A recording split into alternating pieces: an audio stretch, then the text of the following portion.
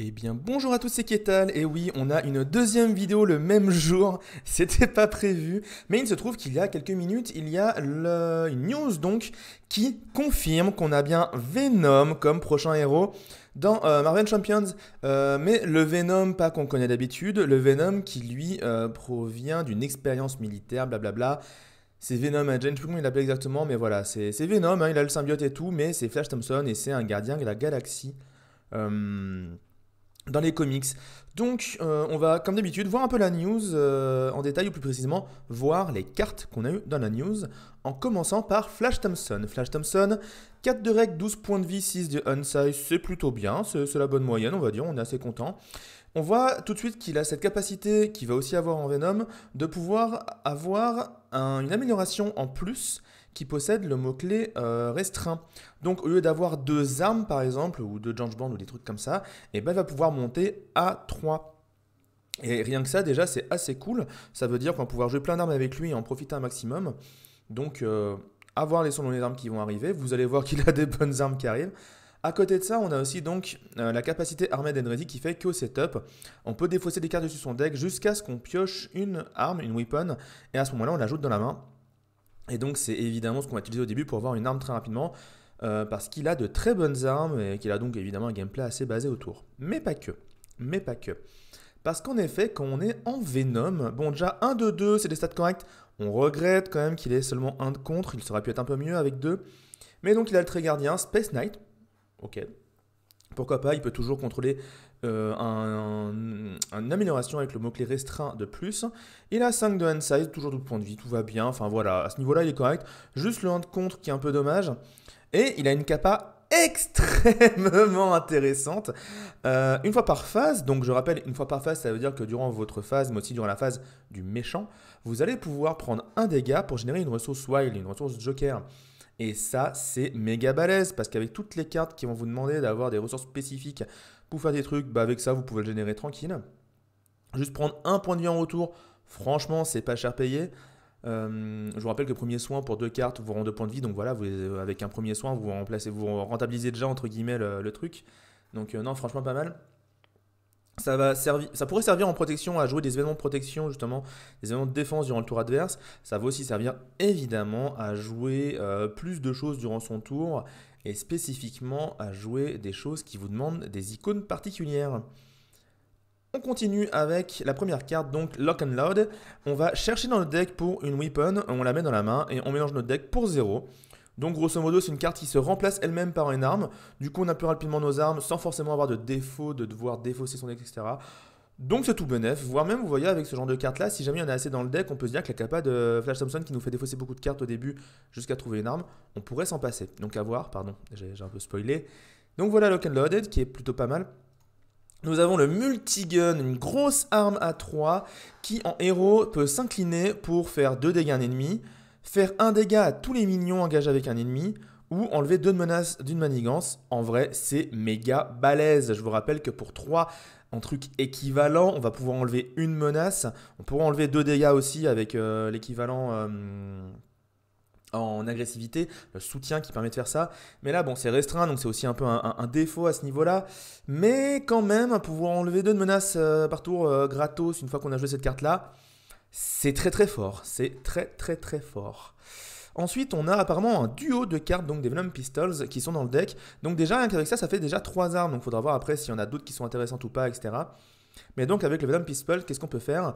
On peut l'utiliser, l'incliner pour être précis, quand on est en train d'utiliser un pouvoir de base, donc un contre, un dégât, une défense aussi. Et donc on va pouvoir avoir plus 1 à cette valeur-là pour cette utilisation. En vrai, c'est super balèze parce qu'encore une fois, si jamais on a les 2 Venom Pistols, ça veut dire qu'on peut avoir plus 2 en contre pour notre compte et passer à 3, ce qui est très cool. Avoir 4 en défense potentiellement, avoir une attaque à 4 aussi. Bref, il y a plein d'utilisations. J'ai l'impression qu'en fait, c'est un personnage qui va être très versatile parce qu'entre son multigun qui fait différentes actions selon ce que vous avez envie de faire, ou alors les pistolets qui peuvent avoir aussi différentes utilisations selon le pouvoir que vous voulez utiliser, et ben c'est plutôt pas mal. Ça le rend très agréable à mon avis. Nous avons Run and Gun qui est extrêmement puissante. On se redresse et on redresse toutes nos weapons. Alors imaginez, Si jamais on reprend le multigun et les pistolets, plus le fait qu'on fait une attaque, imaginons on a une défense ou ce que vous voulez, bref, c'est ultra balèze. Ça, c'est pour moi, la run and gun, c'est vraiment la carte. Ok, alors attends, bouge pas, avec mes pistolets, je vais défendre à 4 et d'ailleurs, on va se redresser, on va mettre une méga saucisse ce tour-ci. Pour 3, franchement, très fort en fait. Déjà, le redressement, c'est fort, mais en plus, tu réserves toutes tes armes et vu qu'on a vu que les armes étaient assez balèzes, franchement, ça peut être pas mal. Les Grasping Tendrils, donc là on a vu un peu le module arme, là on va voir le module, si tu as des ressources différentes avec le Joker, c'est cool. Et là par exemple, interruption de héros en défense, quand le vilain initie une attaque contre toi, tu annules l'attaque, et si en plus tu as payé avec une ressource physique, tu le stun. Exemple typique, le méchant t'attaque, tu dépenses un point de vie et une autre carte, enfin 2 points de vie via la capacité de Venom, et donc une autre carte dans ta main, tu as payé la ressource physique, donc pour au final que 1 entre guillemets, tu as pris un point de vie, hein, bah tu annules l'attaque, en plus tu stuns l'ennemi. C'est fort.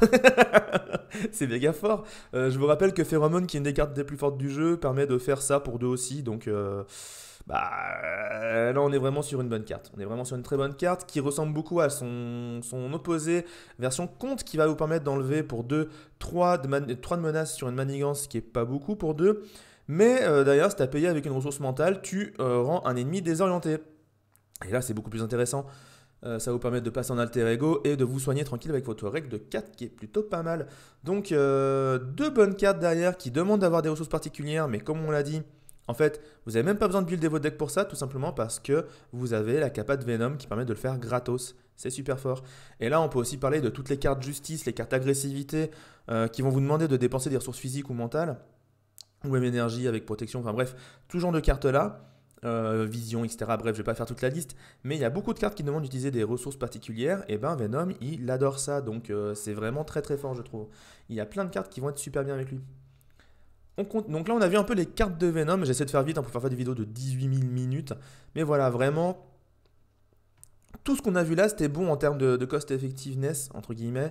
Sachant qu'un truc un peu dommage, c'est que voilà, de base, si vous prenez le multigun et les 2 pistolets, vous avez rempli votre quota d'armes, vous ne pouvez pas en porter plus, et ce sont des armes qui ne partent jamais. Vous remarquerez, il n'y a pas de token d'utilisation. Ce sont des armes qui restent pour toujours. Et donc on peut se dire, ah mais c'est dommage, oh là là, on aurait bien aimé pouvoir jouer d'autres armes. Attendez un peu. En parlant d'autres armes, on va avoir dans le pack aussi une carte justice, un Sonic Rifle, qui donc lui par contre va s'en aller au bout de 2 utilisations. Il a le mot-clé use, utilisation en français justement. Et lui, vous pouvez l'incliner et enlever une charge justement pour rendre un ennemi confus. Et s'il était déjà confus, vous lui mettez 3 dégâts. Donc pour 3, vous pouvez mettre 6 dégâts. Alors pour 3, surtout, vous pouvez gagner 2 tours en alter ego sans que l'ennemi fasse quoi que ce soit. C'est plutôt pas mal. Et je pense justement qu'avec Venom, un truc qui va être bien, c'est de mettre quelques armes qui s'en aillent pour un peu faire une rotation de vos armes. Et avoir plein d'effets cool. Et évidemment, ça peut bien coller avec le Beyond Enemy Lines qui va justement rendre l'ennemi désorienté. Et donc d'ailleurs, vous pourrez potentiellement mettre des dégâts en plus avec le fusil. Ça peut être sympa, même si franchement, utiliser juste pour les dégâts, j'ai quand même un doute dans le sens que c'est que 6 pour 3, c'est pas tant que ça. Bon, c'est une carte justice, donc c'est normal que ça fasse 6 pour 2. Et en justice, avoir des cartes qui font des dégâts, c'est cool. À voir, du coup à voir. Mais surtout, nous avons le holster. Le holster qui nous permet de contrôler une weapon additionnelle en plus qui a le mot-clé restreint. Donc avec Venom, on pourrait passer à 4. Et je pense évidemment à Rocket Raccoon avec qui vous pouvez passer à 3 armes aussi. Ce qui est vachement balèze du coup. Vu qu'il a tendance à remettre des compteurs de charge dans ses armes. Là, vous pouvez en avoir une de plus, faire 10 milliards de trucs chaque tour. C'est franchement pas mal. Donc le side holster, très bonne carte. Ça va rentrer dans pas mal de decks qui jouent sous les armes. Pour l'instant que 2. Mais on pourrait imaginer même peut-être justement à terme un deck agressivité Thor avec son marteau, Jangeborn et d'autres armes dans le genre en fait. Et du coup faire des trucs très très sympathiques avec des armes en plus. Donc ouais, franchement à voir. Et nous avons la Némésis de notre ami Venom, ou plutôt les Némésis, car en effet Venom va avoir non pas une mais 4 cartes de minions Némésis en fait, qui sont ces symbiotes enragés. En fait, on va les mettre de côté comme n'importe quel Némésis mettrait, enfin n'importe quel héros mettrait sa Némésis de côté. Et si jamais Shadow of the Past ou Kang ou une future autre carte vous fait rentrer votre Némésis en jeu, ce sont les 4 symbiotes qui vont rentrer en jeu sur votre tronche. Ils ont donc garde, vous ne pouvez pas toucher aux méchants, patrol, vous ne pouvez pas contrer la manigance principale, et pire que ça, la manigance qui vient avec Elle vous file des cartes en plus, ce qui est assez horrible, mais en plus, vous pouvez pas enlever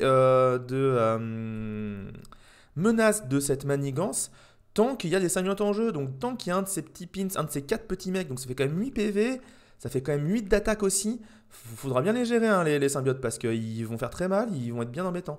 Et donc, il faudra avoir un peu de multitasking, de dégâts sur différentes cibles. On pense au multigun, mais peut-être aussi des petites attaques différentes, etc. Des petits trucs qui font à droite à gauche des dégâts.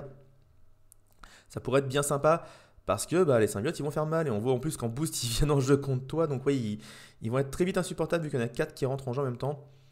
Et donc cette manigance qui n'est pas si dure que ça à enlever mais tant qu'il y a les symbiotes en jeu tu peux pas et elle te file une carte en plus donc ça peut très très vite dégénérer je pense. On voit en plus qu'elle a 3 icônes de boost donc ça ne déconne pas. Donc voilà pour le petit retour sur Venom.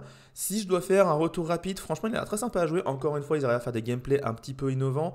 Là, on a un perso qui est un peu entre Rocket Raccoon avec son armure pour les armes, mais avec aussi une sorte de lien particulier avec les cartes qui demandent des ressources spécifiques. Ce qui est plutôt très cool en soi, ça donne envie de le jouer.